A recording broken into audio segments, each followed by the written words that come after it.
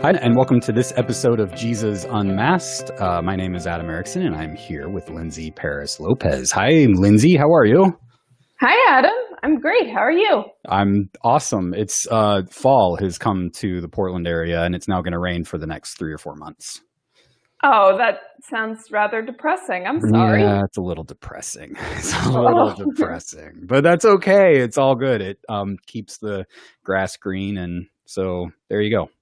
Yeah, I mean, Oregon's a beautiful state. I can't feel too sorry for you. It's really pretty up there. We have the ocean, we have the mountains, we have green grass most of the year, and summers are usually like really nice and sunny and hot and stuff. So it's just the time. Seasons change. Here we are. Yep, it's good. Fall is taking its sweet time in Illinois. So we've got another week of summer. So. Okay. That sounds good. Well, nobody is listening to this for the weather report. No. I hope. I think this week's gospel is kind of confusing, and maybe we should just jump right into it. Yeah, I just would rather avoid this passage, actually. So let's just keep talking about the weather. Can we do that? No? No, I don't think so. All right. Well, this is really a painful passage for me, because it's just confusing, and all of the commentaries that I've read on it are like That was a loud crash. Oh, yes, I'm sorry.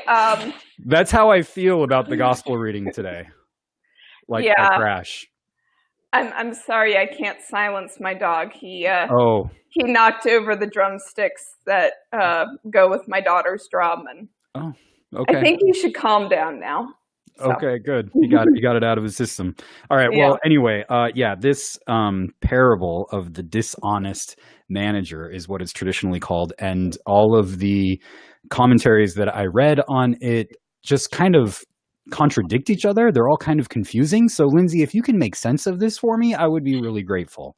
Oh, well, I'll try, because I thought about it and actually came to some really exciting insights. Oh, awesome. I can't wait. Well, I'll just go ahead and read it. This is Luke chapter 16, verses 1 through 13. Here we go.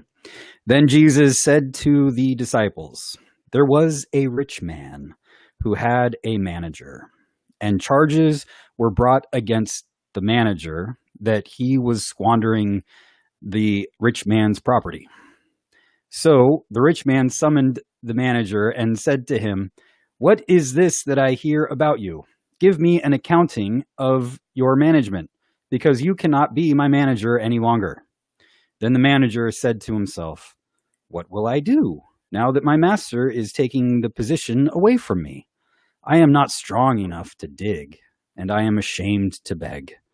I have decided what to do, so that when I am dismissed as manager, people may welcome me into their homes.' So summoning his master's debtors one by one, he asked the first, 'How much do you owe my master?' And he said, 100 jugs of olive oil. And then he said to him, 'Take your bill, sit down, and make it 50.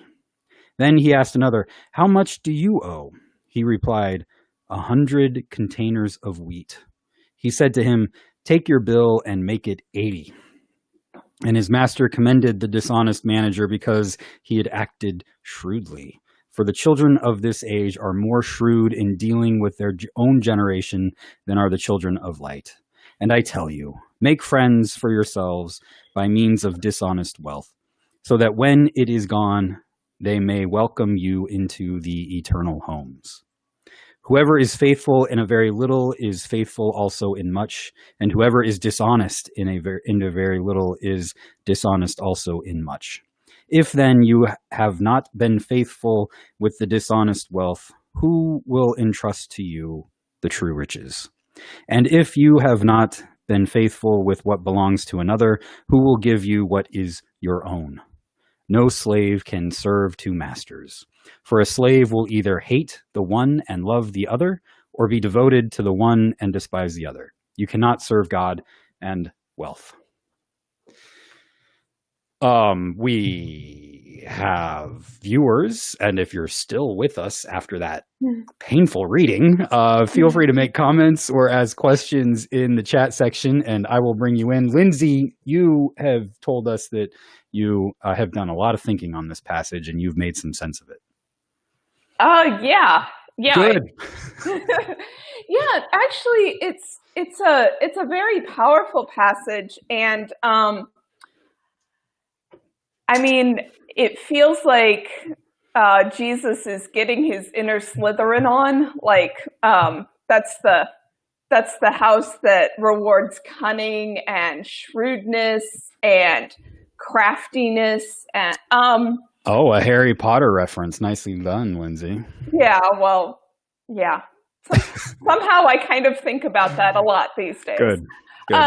But there's more to it than that.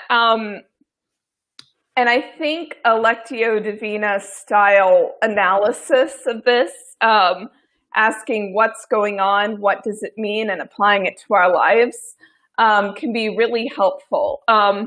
And when we ask what's going on here, it's really interesting to me to look at this parable in context. And the context of this parable, it comes after Jesus has told stories of God's boundless generosity. And when you really look at it, this is a story about debt forgiveness. And there's a lot of generosity and a lot of, I think there's a lot of misinterpretation and a lot of fear and a lot of judgment being clouded by looking at things in a very narrow and particular way. And I think what we're seeing in this story is actually God taking selfish intentions that actually do some good and sort of turning them around to help us see things in a very different way. So, so I'll give you a chance to chime in, but I've got more to say. So I just feel like I've been talking a lot. So, I guess historical context could help as well. Like oftentimes managers or the rich man is probably someone who isn't always present, and oftentimes they have to pay taxes to somebody who's higher than themselves. So the rich man is probably the property owner of this, and he has to make a certain amount of money in order to pay Roman taxes. So there's a whole like system of injustice that's going along in this that everybody is kind of paying into. It's just the economic system of the first century Roman Empire and including first century Israel. And so it's like this tax system that puts a burden on everybody so that Rome can go fight more wars and extend its empire, right? Yeah, expand its empire to accrue more people who will pay more taxes. Yes. To pay for more weapons to make more wars, and that sounds very much like modern times as well. And like there's a sense in which you don't even know that you're in the unjust system just because it's the system that you swim in. Right. And I think maybe what's happening in this is that the manager begins to, like, his eyes begin to get opened to this system at some point. And he's like, I've defrauded all of these people that are working for me.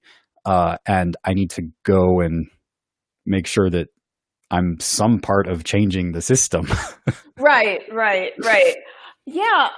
And there's a shrewdness to that, right? There is a shrewdness in kind of gaming the system in this way, in subverting the system in this way, where all of these people are crippled in first century by economic debt. And Jesus has us pray, forgive us our debts as we forgive our debtors. Now we tend to change that to like, forgive us our sins or forgive us our trespasses. But in the Greek, it's very clear that this is forgive us our debts. Jesus is, especially in Luke, constantly talking about the economic system and how unjust it is. And how can we start living in a way that's more like the kingdom of God, that is about friendship and also about forgiveness of debt. And we can have all kinds of different motivations. I'm sure that they're all mixed. None of us are 100% altruistic, right? But what gets you there, I think, is important. And that's part of what Jesus is getting at, as you said earlier. Yeah. Yeah. Well, I think that the economic system is incredibly important context. And it's hard to know you're in a corrupt system, especially when you're not suffering as much as others are suffering from it. Because I think we all suffer under a corrupt economic system. I think people who may have wealth in terms of money are still in a broken system, so that the true riches, as Jesus talks about, are not fully realized. And those, I can say right now what they are, but I want to come to that as I go along. So, I mean, here in this, by the time we get to this story, we have seen, we've just, the lectionary skipped over the story of the prodigal son. And as some have pointed out, the prodigal father, prodigal means spending extravagantly, and the son does that and wastes the money, but then the father does that to welcome the son home and throw a party and everything. We've just seen that story where the son had this view of his father like, I have disgraced him, I have dishonored him, I'll come back crawling on my knees and begging to be his servant. And the father welcomes him. Well, in this story, we have a manager who is terrified because his days are numbered as the manager. He has been told, hey, I see that you've been squandering my wealth. Tell me exactly what you've done with it. Give me a full account so that I know how to clean up your mess, and then you're gone. You're fired. And the man, I guess he has a little time to figure things out, because he doesn't explain to the manager, oh, I've done this and this and that. The next thing he does, he goes and he forgives the debt of the people. And I mean, it sounds like he's trying to get in the good graces of the people who owe his master money, so that when he doesn't have a job anymore, he at least has friends who can take care of him. That's what it sounds like. But when or who at least don't resent him for having taxed them more than what they should have been taxed, so that he could take some of the money too. Right. Right. Well, so yeah. I mean, it sounds like he was defrauding the people, and he went and tried to make good on it. He says, "What is your bill?" And it sounds like he's relieving people of the debt, but it's not certain if that bill came from his master or himself. Like, it's not clear whether someone at the top is demanding this, or if the middleman was demanding this and it was part of his corruption. But at any rate, he reduces the amount that they owe. And when he comes back to his master is actually kind of proud of him. And he's like, hey, that was good thinking, and it sounds like, I mean, it says he praises him for his shrewdness. Um, so so do you interpret the rich man as God? No, they're like it's easy to have allegorical interpretations of all of these, but sometimes that works really well. I think in this one, it's like you can go there, but it's an approximation and it's not perfect. I don't think it's a perfect approximation either, but I think my eyes, like, if when I do interpret the rich man as God, I get just a really awesome revelation. Okay, because because when you think about middle managers for God, you think about priests, and you think about a position that can be very open to corruption, can be very open to manipulation. You can say, hey, you owe all of this to God. And you can have people living as if they believe that they owe everything. And I mean, in a sense, I think we do. But you can have people feeling a sense of fear instead of a sense of gratitude.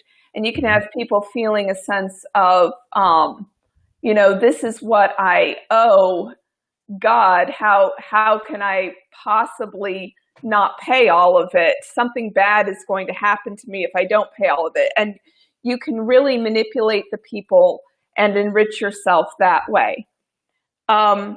Now, if God saw someone doing that to the people, I think God would probably say, hey, you can't do that anymore. And if the middleman, in this case, I'm thinking priest, but it can work in so many ways.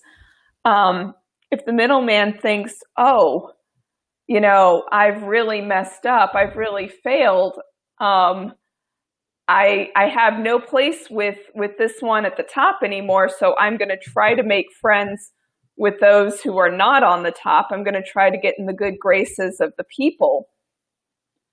Then you can start changing your ways, being more generous, saying you don't really owe that much. You can give less. You can give something you're more comfortable with, and I can really see that. I can really see that being, I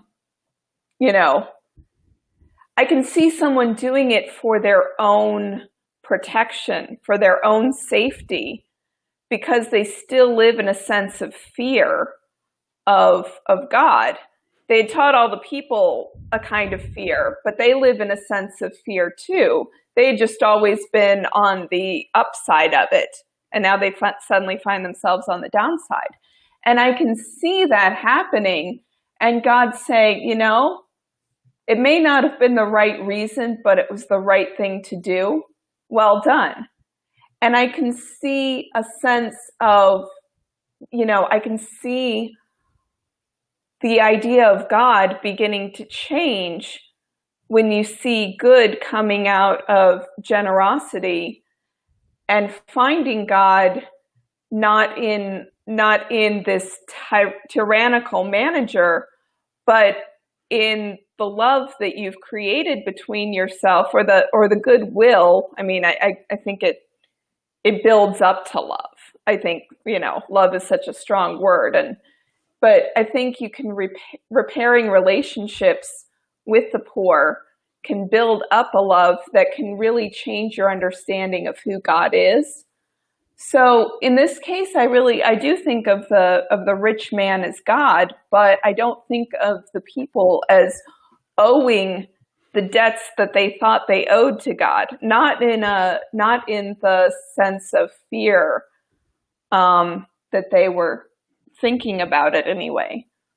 Yeah, I guess one of the things that commentators kind of get tripped up on was like that the rich man says, hey, good job, you acted shrewdly. But, I mean, one of the things that you could think about in that, if the rich man is God, is what was the system in which he is acting shrewdly? It's in an unjust system, Mm-hmm. right? So sometimes you have to act shrewdly in an unjust system, even if your motivations are mixed, in order to bring a little more justice into that system. I mean, would you say that Jesus was shrewd when he went to the cross and, overcame death by tricking death? I mean, that was the very earliest interpretation of what Jesus was doing at the cross and atonement, was not that Jesus was like paying off a debt, but that Jesus overcame the powers of the world, including the debt that we owe one another, right? In order to show the true God who always loves us, even when we crucify Jesus to the cross. I mean, there's a shrewdness in that, I think. Well, yeah, I think there is. I mean, if you are under a system that works a particular way, and if a system works a particular way to basically cheat everyone out of what is good and wonderful for us, then, you can try to play by the system's rules. And I would consider that like fighting violence with violence. And it just entrenches you deeper. But playing a completely different game, turning the rules on its head, I mean, that is shrewdness. Mm-hmm. That is a sense of cleverness and cunning. And so I think that the word shrewd makes it sound like, it does make it sound like the manager's doing something wrong here, but I think that there is like a selfish motivation that can change. And I think it made me think about how when we talk about a lot of things, but I'll use racism as an example. I know that one of the things I hear and have started to say, because I agree with it, is that impact matters more than intent. And so if you have good intentions, but you hurt someone with those good intentions, you should still make reparations for the way you hurt someone, even if you were trying to do something good. But what if it can work the other way too? What if the impact of a good deed, even if it's for a selfish reason, can multiply good that can seep into you and change things? And just, what if impact matters more than intent in more ways than one? Yeah. And, our intents are always mixed in motivation. Sometimes, right. It's just always a mixture. So, Yeah. Well, I mean, and I thought of this too, how this man is trying to help others in order to help himself. And sometimes I like to think, he's helping himself by helping others. And I like to think that when we help the world, we are also helping ourselves. Mm-hmm. And it's both and it's the same thing. But what if we get to the point where we don't even see the difference between us and them anymore? What if helping them is the same as helping us and vice versa, and we don't even see the distinction anymore because we don't identify ourselves against others. We identify ourselves as part of others. I think that it takes a while to get there. And I think if we start out looking out for ourselves, we can still get to that point where we recognize that we are a part of each other, and there's no way to look out for ourselves without looking out for one another. Yeah, and I think that when you start looking out for yourself, like this man does, he says that he can no longer dig, which is like doing manual labor. And what's the other one? I forget the other one. He's too proud to beg. Oh, yeah, and he's too proud to beg. Well, he can no longer dig, and so he's got nothing left. He's got no future left for him, which I think is the beginning of the process of being able to empathize with others who have no future left for them too. And so oftentimes, this is very Richard Rohr, I get this from him. Oftentimes you have to stumble and you have to fall, whether it's morally or economically or whatever, in order to start empathizing with others. So you can get this like very self-righteousness that comes from religion.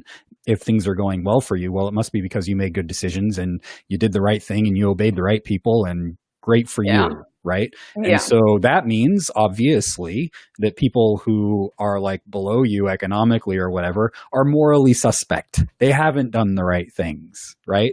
And in order to overcome that, you kind of have to have some difficulties in your life in order to empathize with others. And I think that's kind of what's happening with this manager. Yeah. So, thank you everybody for watching. I think we're at the end of our half hour, and thank you, Lindsay, for this conversation. And man, this was a tough one. So, I actually kind of love it. Good. I'm glad somebody loves it. No, I found it tough in the beginning, but I think that I've come to an understanding that really helps me anyway. I hope it helps you. It helps me think through this. So thank you. And I hope that it's helped others think through it too. I'm sure it has. It's been fantastic. So thank you everybody for watching. And if you have comments or questions, you can leave those in the comment section. And we'll do this all again next Tuesday at 10 o'clock Central, 8 o'clock Pacific. Until then, grace and peace be with you. Peace be with you.